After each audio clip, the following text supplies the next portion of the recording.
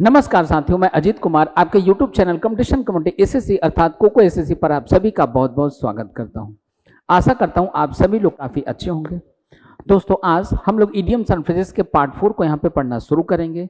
इसमें भी हम लोग पहले की भांति ये सीखेंगे कि कैसे नए इडियम्स एंड फ्रेजेस को हम लोग टैकल करते हैं, बिना रट्टा मारे, बिना याद किए कैसे बनाएंगे।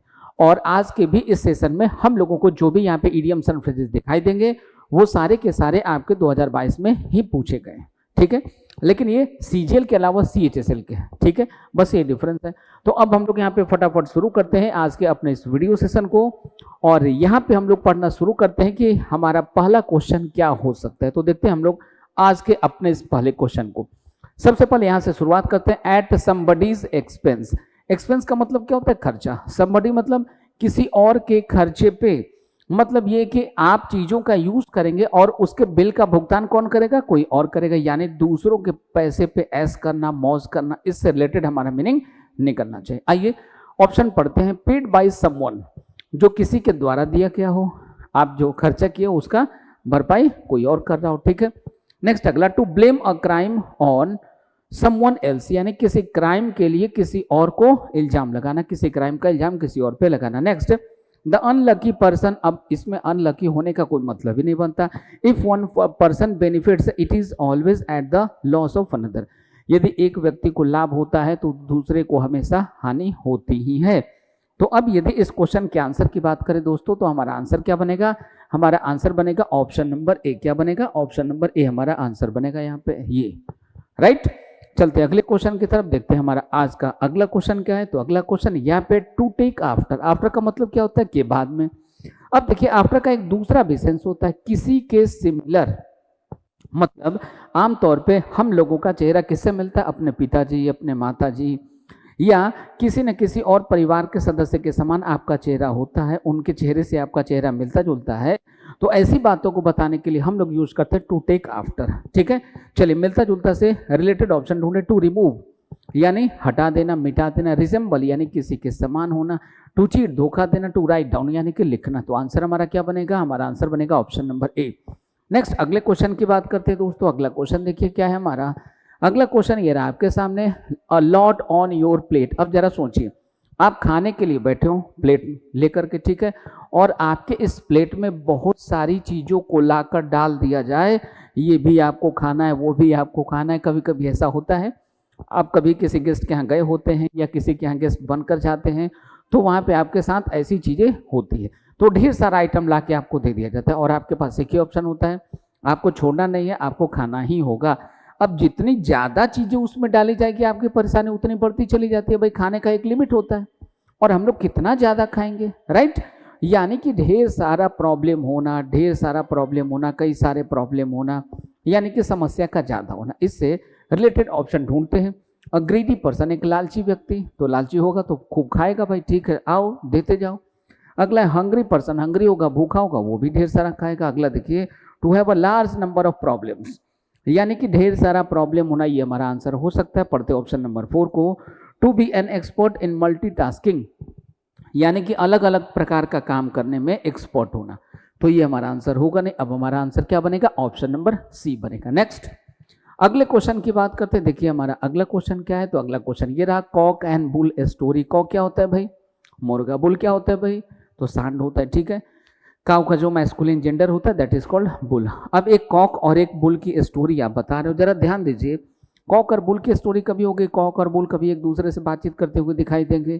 नहीं देंगे। लेकिन फिर भी आप इस तरीके की कहानी जाके किसी को बोलेंगे, मतलब सीधा सा है कि आप एक झूठा सा कहानी बना रहे, झूठा सा बहाना बना रहे, ठीक है। झूठी बातों को एक्सप्लेन करने का प्रयास करते हैं। इससे रिलेटेड आइए ऑप्शन ढूंढते हैं। स्टोरी का मतलब कहानी है, ठीक है। चलिए, an implausible story used as an explanation और एक्सक्यूज। इम्प्लॉसिबल जो कि अनबिलीवेबल हो, जो इम्पॉसिबल हो, ऐसी एक स्टोरी। तो अभी अभी हमने क्या बताया? एक मुर्गा और एक बुल, सांड, ठीक है। इन दोनों की कोई स्टोरी बनती नहीं, ये दोनों कभी आपस में बातचीत करते हुए देखे नहीं जाते, फिर भी ऐसी बातें करें तो मैं भी, ये हो भी सकता है, नहीं भी हो सकता है। आगे बढ़ते हैं। नेक्स्ट ऑप्शन, फेयरी टेल, परियों वाली कहानी, तो ये तो होगा नहीं। Story of animals with hidden morals, जानवरों का ऐसा कहानी जिसके माध्यम से आपको कुछ मोरल टीचिंग्स, मोरल लेसन्स आपको सिखाने का प्रयास किया जा रहा हो। जैसे कि आपको एक बुक मिलती है पंचतंत्र, उस बुक में आप देखेंगे कि सभी कैरेक्टर उसके एनिमल हैं और एनिमल के माध्यम से आपको इंसान को कुछ मोरल टीचिंग्स देने का प्रयास किया गया, नैतिक शिक्षा प्रदान की जाती है। ठीक है, तो ये पंचतंत्र टाइप की बुक है, वैसी स्टोरी है। The meek can defeat the bully by being clever. एक मीक मतलब जो कायर व्यक्ति है, जो डरपोक है, वो चालाक बन करके क्या करेगा भाई, तो जो बाहुबली टाइप का व्यक्ति हो, जो डराने धमकाने वाला व्यक्ति हो, उसको हरा देगा। ऐसी बात तो ऐसा कभी हो नहीं सकता, क्योंकि मुर्गा कभी बुल को हरा नहीं सकता। बात समझ में आई? तो ये कैंसिल। अब हमारा एक ही आंसर बनेगा, इम्प्लॉसिबल स्टोरी वाला। नेक्स्ट अगले क्वेश्चन की बात करते हैं। देखिए अगला क्वेश्चन हमारा क्या है, we must draw the line. अब ये देखिए ड्रॉ द लाइन, जैसे लक्ष्मण ने एक रेखा खींची थी, याद होगा आपको, रामायण जो आप सीरियल देखते हैं उसमें आपने सुना कि लक्ष्मण ने क्या किया था, एक रेखा खींच दी थी। ड्रॉ अ लाइन यानी कि रेखा खींच देना, यानी क्या करना, लिमिट फिक्स कर देना, इसके बाहर आपको नहीं आना। तो लिमिट से संबंधित या लिमिट लगा देना, लिमिट रख देना, लिमिट से संबंधित। आइए इसका ऑप्शन ढूंढते हैं। टर्न द टेबल यानी जो टेबल है उसको घुमा देना। ठीक है, फिक्स अ लिमिट, एक लिमिट तय कर देना। अगला है पुट द स्क्रू ऑन यानी कि जो स्क्रू है उसको चालू कर देना। अगला है एम द स्काई यानी कि स्काई का लक्ष्य बनाना। ठीक है, तो ये भी नहीं होगा। अब हमारा आंसर क्या होगा, लिमिट से संबंधित एक ही ऑप्शन था, ऑप्शन नंबर बी। नेक्स्ट अगले क्वेश्चन की बात करते हैं। वेट ब्लैंकेट, ब्लैंकेट का मतलब होता है कंबल, वेट का मतलब होता है गीला। तो याद कीजिए, हमने आपको इसके पहले के क्लासेस में ही बता रखा है, वाटर हो, वेट हो, कोल्ड हो, ये जहां कहीं भी आएंगे नेगेटिव सेंस को एक्सप्रेस करेंगे। अब कोई भी चीज़ गीला हो, इसका मतलब क्या, कोई भी चीज़ गीला हो या कोई आपको गीला कर दे, इसका मतलब क्या कि वो आपको डिसअपॉइंट करने का प्रयास कर रहे हैं, आपको डिस्करेज करने का प्रयास कर रहे हैं। तो डिसअपॉइंट, डिस्करेज से रिलेटेड आइए इसका आंसर हम लोग ढूंढते हैं। अ safety net of precaution from fire. देखिए आग से बचने का एक सेफ्टी नेट, प्रिकॉशन के तौर पे एक सेफ्टी नेट। ठीक है, अगला है a person who discourage enjoyment और एंथुजियाज्म। एक ऐसा व्यक्ति जो क्या करता है, किसी को डिस्करेज करता है, में भी हो सकता है।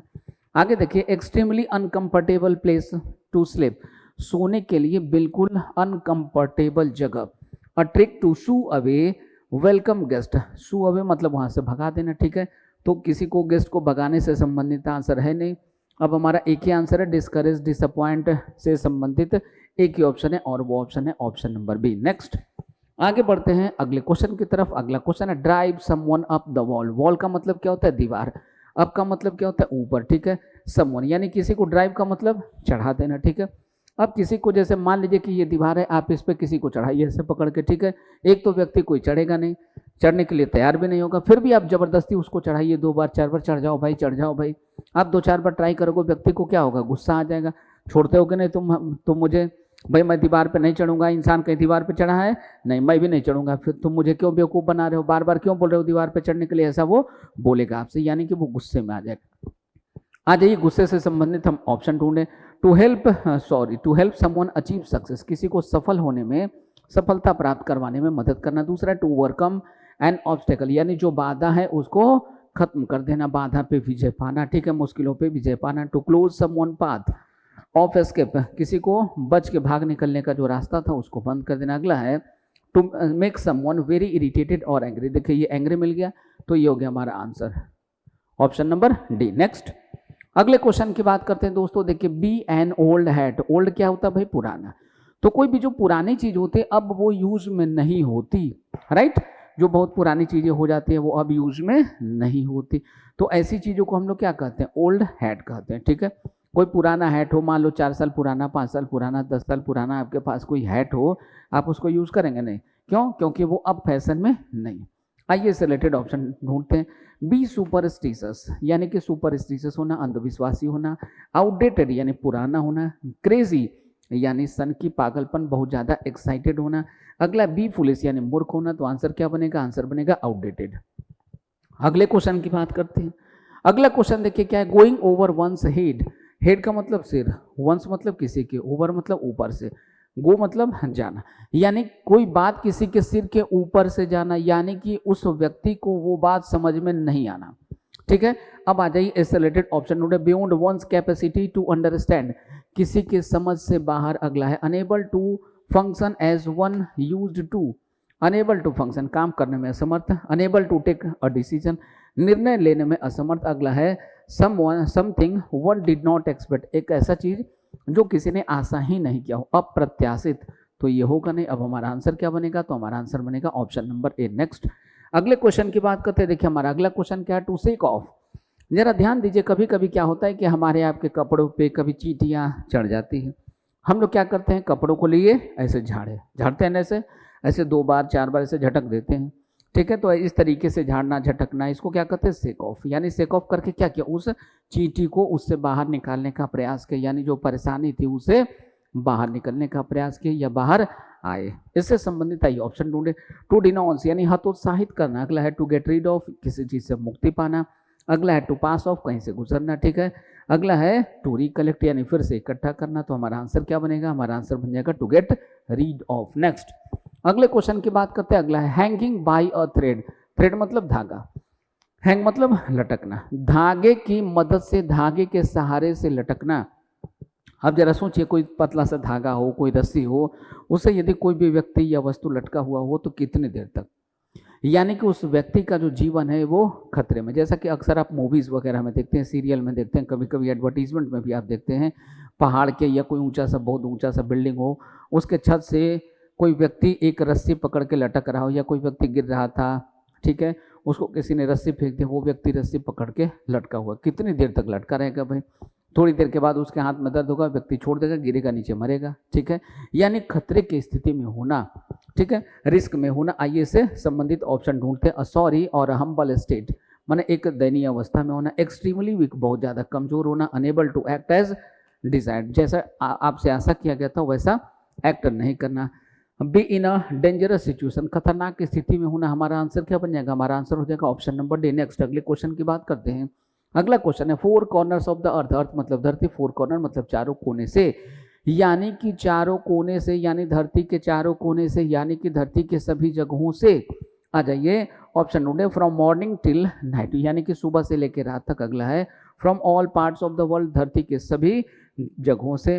फ्रॉम वेरी बिगिनिंग, एकदम शुरुआत से। फ्रॉम बिगिनिंग टू एंड, यानी कि शुरू से अंत तक। हमारा आंसर क्या बनेगा, एवरी पार्ट ऑफ वर्ल्ड, ये हमारा आंसर बनेगा। नेक्स्ट अगला क्वेश्चन देखिए क्या है, एज क्लियर एज मोड। जरा ध्यान से सुनिएगा और समझिएगा इसको दोस्तों, बहुत ही इंपॉर्टेंट है। कैसे आप इसको समझेंगे, कैसे इसको बनाएंगे, ये टेक्निक सीखने का प्रयास कीजिए। चलिए मान लीजिए कि ये लिखा हुआ कोई कागज का टुकड़ा है, ठीक है, और इस पे मड लगा दिया आप ऐसे, ठीक है, और दिखने में एकदम साफ साफ आपको दिखाई दे रहा हो कि अब इस पे क्या है भाई, तो मड लगा हुआ है। अब ये बताइए कि उस कागज के नीचे क्या लिखा हुआ था, आपको पता चलेगा क्या, नहीं। आप उसको पढ़ पाएंगे क्या, नहीं। ठीक है, यानी कि परेशानी का सबब होना, क्लियर नहीं होना, ऐसा चीज होना जो बिल्कुल गंदा हो, अभद्र हो। ठीक है, इससे संबंधित आइए ऑप्शन ढूंढे। ऑनेस्ट एंड लीगल, ईमानदार और नियम के अनुसार। एक्सट्रीमली डर्टी यानी बहुत ज्यादा गंदा होना। कंप्लीटली सुटेबल फॉर समवन, किसी के लिए एकदम उपयुक्त होना। अगला है इम्पॉसिबल टू अंडरस्टैंड, यानी समझने में बिल्कुल असंभव। ठीक है, तो अब कागज पे जो कुछ भी लिखा हुआ था, मिट्टी को आप धुल भी दीजिएगा, कीचड़ को धुल के हटा भी दीजिएगा, तो उस कागज पे अब क्या लिखा हुआ था, अब आप उसको रीड नहीं कर पाएंगे। बात समझ में आई। तो हमारा आंसर क्या हो जाएगा, हमारा आंसर हो जाएगा ऑप्शन नंबर डी। नेक्स्ट अगले क्वेश्चन की बात करते हैं दोस्तों। Bite your tongue. टंग मतलब जीभ, बाइट मतलब काटना, यानी हम लोग बोलचाल में नहीं करते अपनी जुबान को लगाम दो, वही है बाइट योर डस्ट। तो जुबान को लगाम दो, इससे रिलेटेड ऑप्शन ढूंढ लो। Be impossible to be understand, यानी समझने में असंभव होना, इम्पॉसिबल होना। To bruise in the mouth, ठीक है, यानी माउथ में ब्रूइज का होना। Talk for a long time, लंबे समय तक बात करना। अगला है stop yourself from saying something, कुछ बोलने से अपने आप को रोकना। तो ये हो जाएगा हमारा answer option number D. Next अगले क्वेश्चन की बात करते हैं। अगला क्वेश्चन देखिए क्या है, थ्रो इन द टॉवेल। अब देखिए क्या होता है, शोभनीय बात नहीं है लेकिन फिर भी सुन लीजिए, समझ लीजिए। कभी कभी क्या होता है कि कुछ फीमेल जो हैं, कुछ लड़कियां जो हैं, अनवांटेड तरीके से माँ बन जाती हैं, ठीक है, और चूंकि अब उनको इस गलती का एहसास होता है कि गलती तो हमसे हो गई, तो अब वो लड़की या उसके घर वाले क्या करते हैं, अब अनवांटेड तरीके से अगर वो माँ बन गई, ठीक है, अनमैरिड होते हुए अनवांटेड तरीके से माँ बन गई। अब इस गलती को छुपाना है, क्या करते हैं, बच्चे को, जो इन्फेंट होता है, जो बच्चा जन्म लेता है, उस बच्चे को क्या करते हैं, टॉवेल में लपेट के, आपने सुना भी होगा कई बार एयरपोर्ट के पास जो डस्टबिन रखा होता है वहाँ पे ऐसी चीज़ें पाई जाती है, ठीक है, कई बार, हालांकि अलग अलग जगहों पे भी होता है। उसको क्या करता है, यह कबीर दास का जो जन्म हुआ था, तो आप इनसे रिलेट कर लीजिए, तो उसको क्या करते हैं, बच्चे को टॉवेल में लपेट के ले गए डस्टबिन में डाल दिए, ठीक है। अब जरा बात को ठीक से आप समझिएगा, मतलब क्या हुआ कि उस व्यक्ति को, उस फीमेल को अपनी गलती का एहसास हुआ कि हाँ हमने गलती किया था, हमें ऐसा नहीं करना चाहिए था। बात समझ में आ गई दोस्तों। अब चलिए इससे रिलेटेड ऑप्शन ढूंढिए। थिंक ऑफ सोल्यूशन, सोल्यूशन के बारे में सोचना। फेस द सिचुएशन, जो स्थिति है उसका सामना करना। अगला है ड्रॉप समथिंग, यानी कुछ गिरा देना। अगला है एडमिट डिफीट, यानी डिफीट को स्वीकार करना, गलती को मानना। तो हमारा आंसर क्या बनेगा, हमारा आंसर होगा ऑप्शन नंबर डी, ठीक है। नेक्स्ट आगे बढ़ते हैं यहाँ से हम लोग अगले क्वेश्चन की तरफ। अगला क्वेश्चन है गिफ्ट ऑफ द गैब। गिफ्ट मतलब उपहार, गैब क्या होता है, बोलने की कला। यानी किसी को कोई बहुत बढ़िया वक्ता हो तो हम लोग कहते हैं कि देखिए भगवान ने इसको कितना सुंदर गला दिया है, ये अपने गले से कितने अच्छी अच्छी बातें करता है, कैसे लोगों को आसानी से प्रभावित कर लेता है। तो गिफ्ट ऑफ द गैप का मतलब होता है बोलने की अच्छी कला। आइए इससे रिलेटेड ऑप्शन ढूंढे। रिसीव अ प्रेशियस गिफ्ट, यानी कि एक कीमती उपहार प्राप्त करना। अचीव सडन ग्रेटनेस, यानी कि अचानक से कोई बड़ा अचीव करना, कुछ ग्रेटेस्ट महानता अचीव करना, प्राप्त करना। Have the ability to adapt, यानी कि कोई चीज़ सीखने में, ग्रहण करने के योग्य होना, ठीक है। Have the ability to speak well, तो स्पीक वेल से संबंधित हमारा आंसर आ गया ऑप्शन नंबर डी। नेक्स्ट अगले क्वेश्चन की बात करते हैं। अगला क्वेश्चन देखिए क्या है, face the music. Face the music, face का मतलब क्या होता है, एक मतलब होता है चेहरा, दूसरा मतलब होता है सामना करना। म्यूजिक का मतलब क्या होता है, तो म्यूजिक का मतलब होता है संगीत। तो यदि मान लीजिए कहीं पे कोई डीजे में कुछ अभद्र लोग गाना बजा रहे हो, जैसे शादी में डीजे का क्रेज होता है, ठीक है। अब मान लीजिए कि किसी को लाउड नॉइज पसंद नहीं है, किसी को वाइब्रेशन पसंद नहीं है, ठीक है, या किसी को अभद्र गाने पसंद नहीं, लेकिन डीजे वाले, जो शादी वाले लोग जा रहे हैं बारात में, तो उनके डीजे में कोई इसी प्रकार का अभद्र गाना चल रहा हो, लाउड साउंड चल रहा हो, या ज़्यादा वाइब्रेशन वहाँ पे क्रिएट हो रहा हो, जो आपको अच्छा नहीं लगता वही वहाँ पे चल रहा हो, ठीक है, और ट्रैफिक जाम हो, गाड़ी चल ही नहीं रही हो, सड़क एकदम रुकी हुई हो, ट्रैफिक एकदम रुका हुआ हो, ठीक है। तो ऐसे सिचुएशन में अब आपको क्या करना होगा, न चाहते हुए भी उस अनवांटेड गाने को सुनना पड़ेगा, यानी कि स्थिति का आपको सामना करना पड़ेगा, ठीक है। कैसी स्थिति, अच्छी स्थिति नहीं, बुरी स्थिति का आपको सामना करना ही पड़ेगा। आ जाइए चेक करते हैं ऑप्शन। फेस द क्रिटिसिज्म, यानी आलोचना का सामना करना। अगला है फेस द एनिमी, दुश्मन का सामना करना। अगला है गेट एप्रिसिएशन, प्रशंसा प्राप्त करना। एंजॉय द हारमोनी, हारमोनी का आनंद लेना। तो हमारा आंसर क्या हो जाएगा, एनिमी से हमारा संबंध है नहीं, इससे है नहीं, इससे है नहीं, फेस द क्रिटिसिज्म, यानी जो भी बुरी सिचुएशन होगी, बुरी परिस्थिति होगी, उसका सामना करना। अगला है पास द हैट। अब देखिए पास, पास का मतलब क्या करना, दूसरे पे डाल देना, ठीक है। पास द हैट, हैट क्या होता है भाई, जैसे गेम होता है जिसमें कुछ चीज़ें होती है, आप जो मूवी वगैरह में देखते हैं, टीवी सीरियल्स वगैरह में देखते हैं, ठीक है, कुछ लोगों का ऐसे गोल ग्रुप बना होता है, सब लोग गोल राउंड सर्कुलर शेप में बैठे होते हैं, ठीक है, और वहाँ पे कोई एक चीज़ होती है जो सबको ऐसे हैंड टू हैंड पास करना होता है, ठीक है।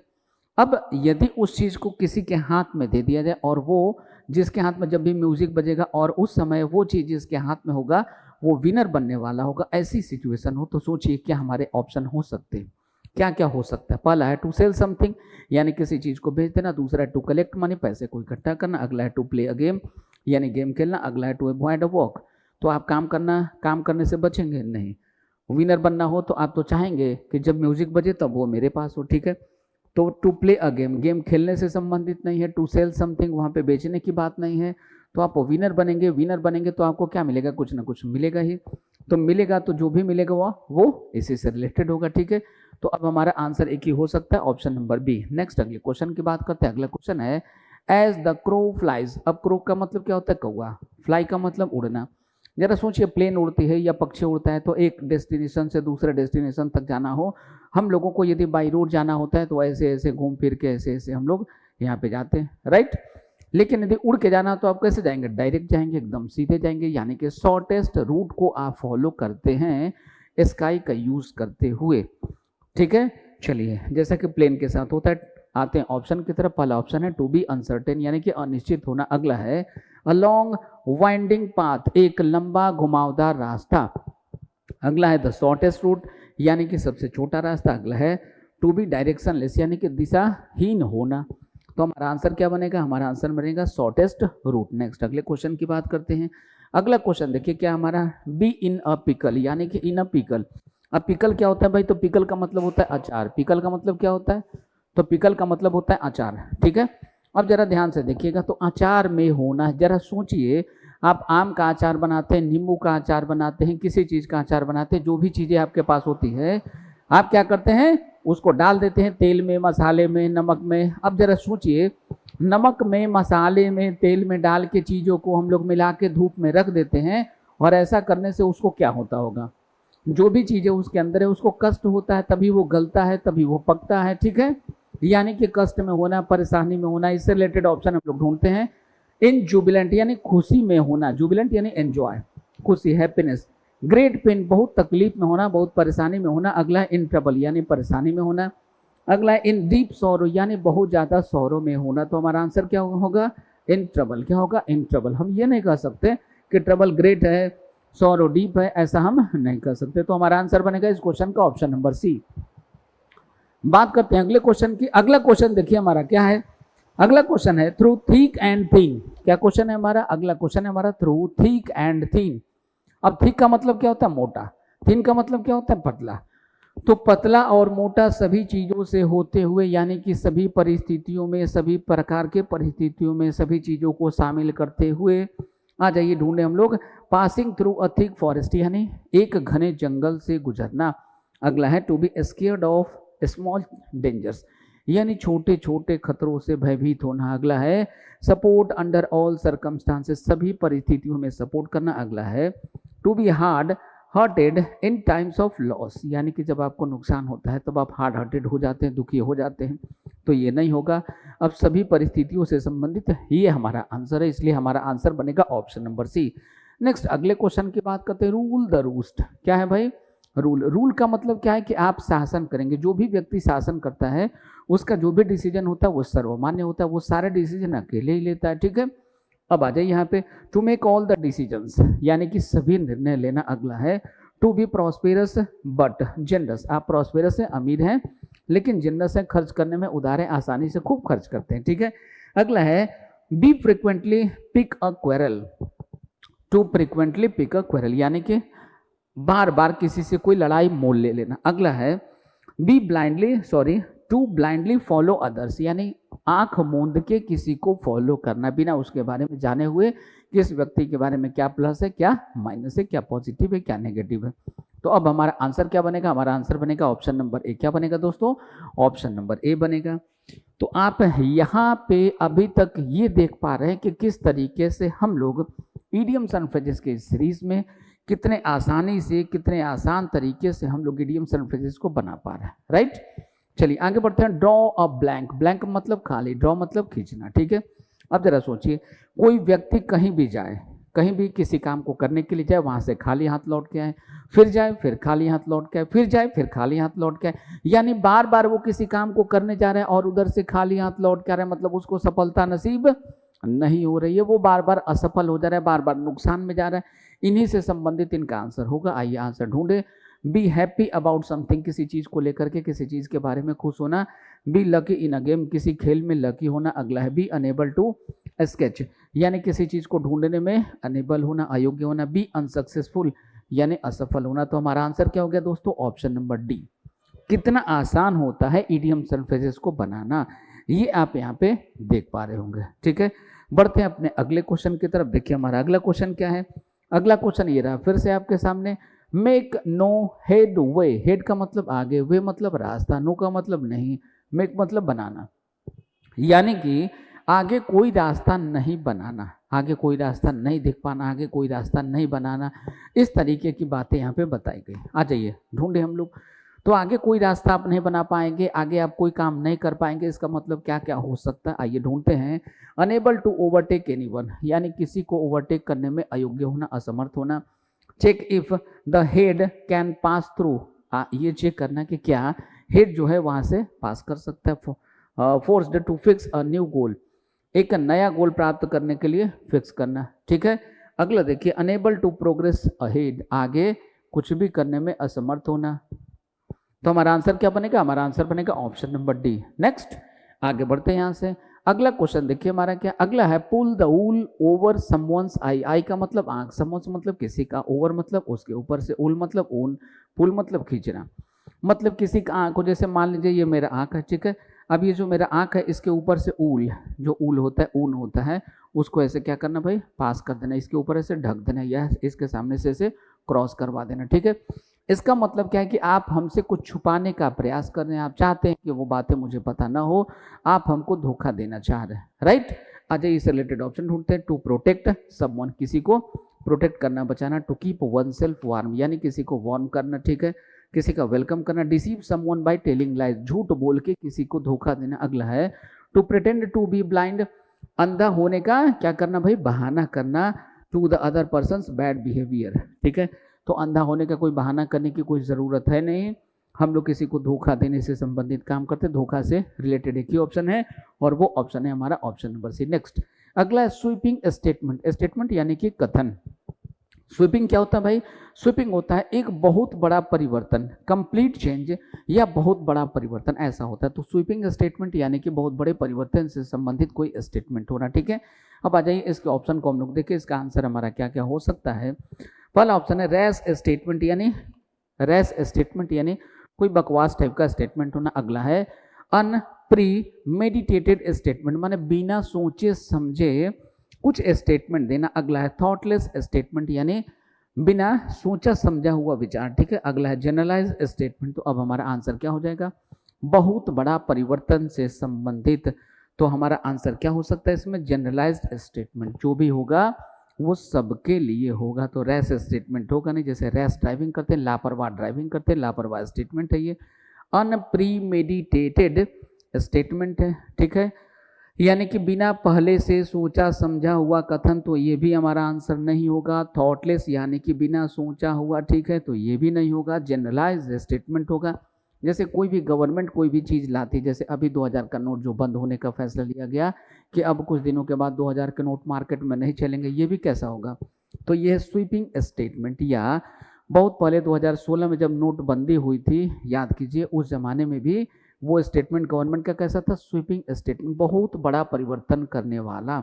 तो ऐसे स्टेटमेंट को और हम लोग क्या कर सकते हैं, जनरलाइज स्टेटमेंट। जो भी होगा ये जनरलाइज सबके लिए होगा, ऐसा नहीं कि हमारे लिए अलग उनके लिए अलग, या एक स्टेट के लिए अलग दूसरे स्टेट के लिए अलग, ठीक है।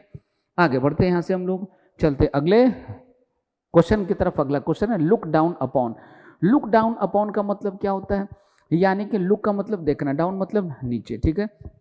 किसी को नीची निगाह से देखना, यानी उससे नफरत करना। क्या करना, नफरत करना, उसको हीन देखना कि वो अच्छा आदमी नहीं है, उसको इन्फीरियर फील कराना, ठीक है, या इन्फीरियर ही उसके साथ ट्रीट करना, ठीक है, इन्फीरियर ट्रीटमेंट भी उसके साथ कह सकते हैं। अब अगला है ऑप्शन नंबर 1 सिंपैथाइज विथ, यानी किसी के साथ सहानुभूति दिखाना। अगला है हेट इंटेंसली, बहुत ज़्यादा नफरत करना। अगला है बी इंडिफरेंट, यानी कि उदासीन होना, न तो फेवर में और ना ही अगेंस्ट में, ऐसी बात बताई गई। रिगार्ड विथ कंटेम्प्ट, यानी कि किसी को घृणा के साथ देखना, घृणा के साथ ट्रीट करना। तो हमारा आंसर क्या हो जाएगा, हमारा आंसर हो जाएगा ऑप्शन नंबर डी। नेक्स्ट आगे बढ़ते हैं अगले क्वेश्चन की तरफ। अगला क्वेश्चन है हॉब्सन्स चॉइस। अब ये हॉब्सन नाम का कोई व्यक्ति है, उसका इरादा, यानी कि आमतौर पे यदि आप कहीं किसी के यहाँ काम करने जाते हैं, ठीक है, जैसे मान लीजिए कोई नौकर का काम करने के लिए किसी व्यक्ति के यहाँ गया, अब उसका जो मालिक होगा उस नौकर से जैसे चाहे, जिस प्रकार का चाहे उस प्रकार का काम करवाएगा, ठीक है। बात समझ में आ रही है, अक्सर यही होता है समाज में। आ जाइए, मतलब वहाँ पे जो नौकर है उसका अपना कोई चॉइस नहीं है, मालिक जो बोलेगा उसी के अकॉर्डिंग उसको काम करना होता है। आ जाइए इस रिलेटेड ऑप्शन ढूंढिए। एक्सीलेंट चॉइस, यानी सबसे बढ़िया चॉइस होना। No real choice at all, मतलब उस व्यक्ति का अपना कोई चॉइस नहीं होना, बिल्कुल भी नहीं होना। Choice to live or die, यानी जीने या मरने का चॉइस, ठीक है। फर्स्ट चॉइस, तो फर्स्ट चॉइस होगा नहीं, ये होगा नहीं। No real choice at all, तो हमारा आंसर हो जाएगा option number B. Next ins and out. In का मतलब अंदर, आउट का मतलब बाहर, यानी कि किसी भी व्यक्ति या किसी भी चीज के बारे में उसके अंदर से लेके बाहर तक की आपके पास जानकारी हो, यानी कि उसका पूरा का पूरा डिटेल आपके पास हो, ऐसी बात यहाँ पे बताई जा रही है, ठीक है। आ जाइए रिलेटेड ऑप्शन को ढूंढे। एंट्री एंड एग्जिट, यानी कि प्रवेश और निकास। अगला है सेपरेट वेज, यानी कि रास्ते अलग कर देना। अगला है रूट, यानी कि रास्ता। अगला है फुल डिटेल, तो हमारा आंसर क्या बनेगा, हमारा आंसर बन जाएगा फुल डिटेल। नेक्स्ट अगले क्वेश्चन की बात करते हैं। देखिए अगला क्वेश्चन क्या, प्लो अ लोनली फरो। अब ये फरो को आप छोड़ दीजिए, आप सीधा इसको देखिए, प्लो, प्लो का मतलब क्या होता है, हल चलाना, हल से खेत को जोतना, ठीक है। लोनली मतलब अकेले, यानी अकेले आप हल को जोत रहे हैं, यानी अकेले आप किसी भी परिस्थिति का सामना कर रहे हैं, जो काम कर रहे हैं आप क्या कर रहे हैं, अकेले कर रहे हैं, ठीक है। आ जाइए इससे related option note, do farming यानी खेती करना, अगला है वर्क सिंगल हैंडेडली यानी कि अकेले काम करना, अगला है फ्यूटाइल वर्क यानी कि निरर्थक काम, अगला है डू अ थैंकलेस जॉब यानी कि एक थैंकलेस काम करना जिसके लिए आप आभारी नहीं हो। तो हमारा आंसर क्या बनेगा, सिंगल हैंडेडली से रिलेटेड, अकेले काम करने से संबंधित एक ही ऑप्शन था, ऑप्शन नंबर बी। अगला है टू क्राई उल्फ। अब याद कीजिए, ऐसी स्टोरी आपने बचपन से पढ़ रखी है कि एक लड़का था, उल्फ नहीं आया था उसके गांव में, ठीक है, लेकिन फिर भी वो झूठा हल्ला कर रहा था कि उल्फ आया, और अगली बार जब रियली उल्फ आ गया वो चिल्लाता रहा, गांव वालों ने उसकी बात का ध्यान नहीं दिया, ठीक है। तो क्राई वुल्फ का मतलब क्या था, झूठा हल्ला करना, झूठा बहाना बनाना, दिखावा करना, ठीक है। इससे रिलेटेड ऑप्शन नोट, लिसन ईगरली यानी कि ध्यान से सुनना, इच्छुक होकर सुनना, टू गिव फॉल्स अलार्म यानी झूठा अलार्म बजाना, अगला है टू टर्न पेल यानी कमजोर पड़ना, बीमार पड़ना, अगला है टू कीप ऑफ स्टारवेशन यानी कि स्टारवेशन यानी भूखों मरना, उपवास पे होना, उससे क्या होना, दूर हो जाना, यानी उपवास तोड़ देना, खूब खाना पीना, ठीक है। अब हमारा आंसर क्या बनेगा, अब हमारा आंसर बनेगा ऑप्शन नंबर बी। नेक्स्ट अगले क्वेश्चन की बात करते हैं दोस्तों। देखिए हमारा अगला क्वेश्चन क्या है, to keep the ball rolling, ball का मतलब गेंद, रोलिंग मतलब लुढ़कते रहना, कीप का मतलब रखना, ठीक है। तो बॉल यदि लुढ़क रहा है उसको लुढ़कते रहने दो, यानी जो काम चल रहा है उसको कंटिन्यू रहने दो, चलने दो उसको, होने दो उसको, ठीक है। इससे रिलेटेड ऑप्शन ढूंढिए, टू कंटिन्यू द वॉक, अगला है मोर इन्फॉर्मेशन अधिक जानकारी, अगला है टू डू बेटर अच्छा करना, अगला है न्यू स्ट्रेटजीज यानी कि नई रणनीति। तो अब हमारा आंसर क्या बनेगा, कंटिन्यू से संबंधित एक ही ऑप्शन है, ऑप्शन नंबर ए। नेक्स्ट और आज का हमारा ये रहा लास्ट क्वेश्चन। देखिए यूटोपियन आइडिया, सबसे पहले यूटोपियन को समझने के पहले आप यूटोपिया को समझिए। यूटोपिया क्या होता है, इसको हिंदी में कहते हैं राम राज्य, यानी कि एक ऐसा आदर्श स्थिति जहाँ पे सभी चीजें जैसी आइडियल सिचुएशन में होनी चाहिए उसी स्थिति में हो, उसी प्रकार के स्थिति में हो, ठीक है, जिसको हम लोग राम राज्य बोलते हैं, ठीक है। तो ऐसा आदर्श स्थिति कभी कहीं होता नहीं है, कहीं कुछ ना कुछ गड़बड़ तो होता ही रहेगा, ठीक है। तो ऐसी स्थिति को हम लोग क्या कहते हैं, यूटोपिया। अब इसी यूटोपिया से बन गया यूटोपियन यानी कि काल्पनिक आइडिया, ठीक है। क्या हो गया, ये काल्पनिक आइडिया हो गया। अब आ जाइए रिलेटेड ऑप्शन को ढूंढते हैं। अनवर्दी आइडिया मतलब एक ऐसा आइडिया होना जो किसी काम के लायक नहीं हो, ठीक है। इमेजिनरी आइडिया यानी काल्पनिक आइडिया, अगला है क्लासिक आइडिया यानी क्लासिक आइडिया होना, अगला है इंटेलिजेंट आइडिया, बहुत बढ़िया इंटेलिजेंट आइडिया होना, बहुत बढ़िया आइडिया होना। तो अब हमारा आंसर क्या बनेगा, कल्पना से संबंधित हमारा आंसर था ऑप्शन नंबर बी। तो इस क्वेश्चन का करेक्ट आंसर था दोस्तों ऑप्शन नंबर बी।